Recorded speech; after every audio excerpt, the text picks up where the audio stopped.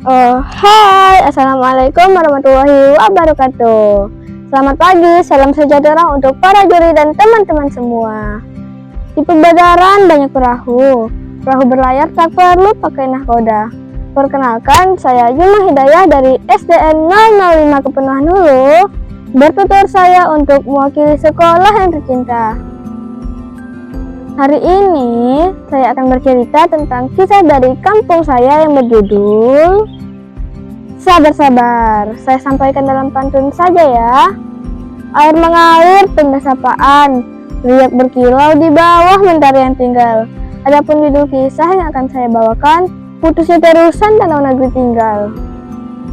Di sebuah kampung tua bernama Teluk Negeri Tinggal, hiduplah masyarakat yang ramah dan bekerja sebagai petani atau nelayan. Dulunya, kampung tersebut terdiri dari Pasiolelu, Nogoi Tinggal, Kampung Kualu, dan Sungai Kaeh. Kampung itu dikelilingi oleh alam yang luar biasa indahnya. Sungainya berliku bak ular naga yang sedang menari. Namun, suatu hari datanglah godaan yang lahir dari hati manusia yang tamak. Mereka ingin membuat danau buatan dengan memutus aliran sungai yang telah diciptakan Tuhan sejak zaman nenek moyang. Alasannya sederhana, agar air dapat ditampung dan dijadikan tempat mencari ikan. Masyarakat lalu mengumpulkan para orang tua untuk bermusyawarah. Beberapa orang tua awalnya tidak setuju dengan keputusan tersebut, karena takut penghuni terusan murka. Karena konon terusan tersebut dihuni oleh beberapa makhluk yang menjaga terusan dan seluruh wilayah. Terdapat ular bidai, ular yang warnanya berbelang-belang, yang jika manusia melihatnya akan mati bahkan meninggal dunia. Tapi siapa sangka niat yang tampak baik itu akan menimbulkan bencana yang sangat mengerikan. Dengan semangat yang membara, warga mulai menggali, menutup, dan mengalihkan aliran sungai. Tanpa berpikir panjang, mereka bekerja siang dan malam. Alam yang tadinya tenang kini mulai menangis. Angin bertiup kencang seolah memberi peringatan. Beberapa tetua kampung memperingatkan, jangan ubah ciptaan Tuhan, alam punya penunggu, punya keseimbangan. Namun, suara kebijaksanaan kalah oleh suara keserakahan. Akhirnya, terusan tersebut benar-benar putus. Air yang tertahan membentuk danau besar, indah namun menakutkan.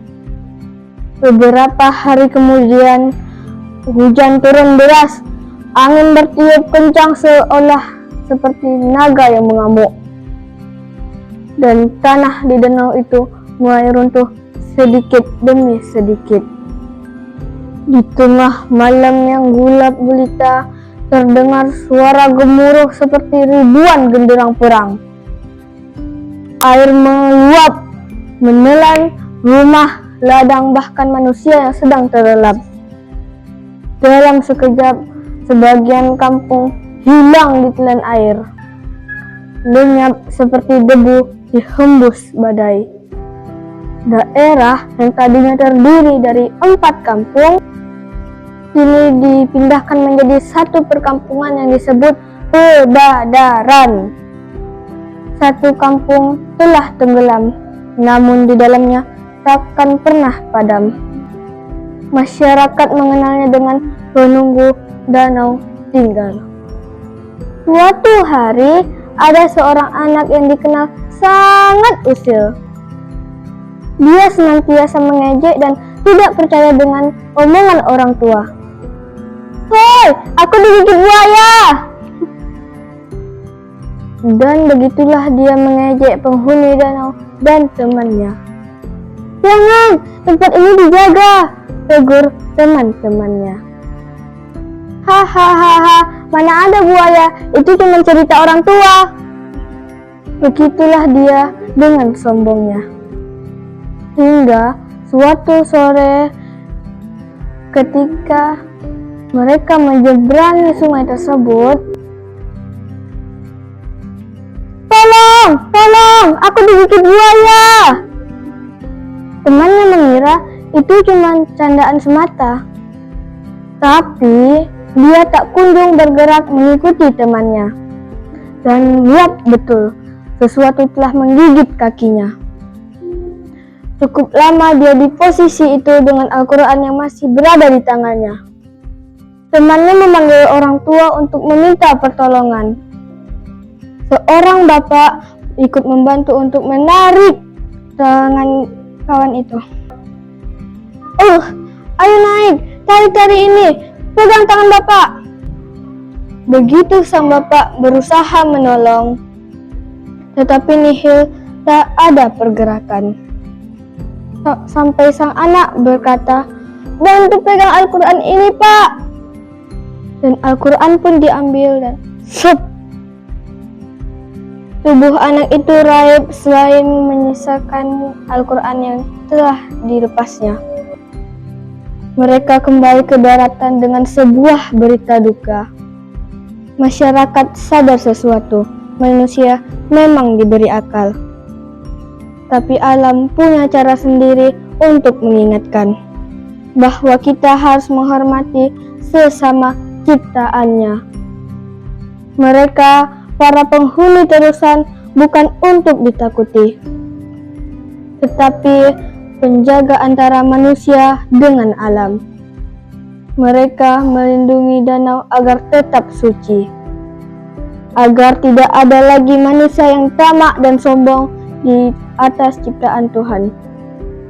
Karena yang mereka jaga bukan cuma air dan tanah, tetapi hati manusia.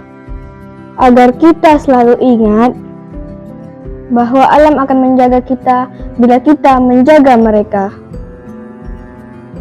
Sahabat semua, kisah putusnya terusan Danau Tiggal mengajarkan kita bahwa alam bisa bersahabat, tetapi juga bisa murka ketika kita melanggar batas. Kita tidak boleh musyrik. Kita harus menghormati adat dan kepercayaan orang tua zaman dahulu. Mari kita jaga alam, cintai adat, dan syukuri setiap ciptaan Tuhan. Karena bila alam menangis, manusia akan tenggelam dalam sesalnya sendiri. Terima kasih. Sungguhlah cantik bunga kemboja. Selalu dijaga agar tidak jatuh. Sekian tutur dari saya. Assalamualaikum warahmatullahi wabarakatuh. Bye-bye.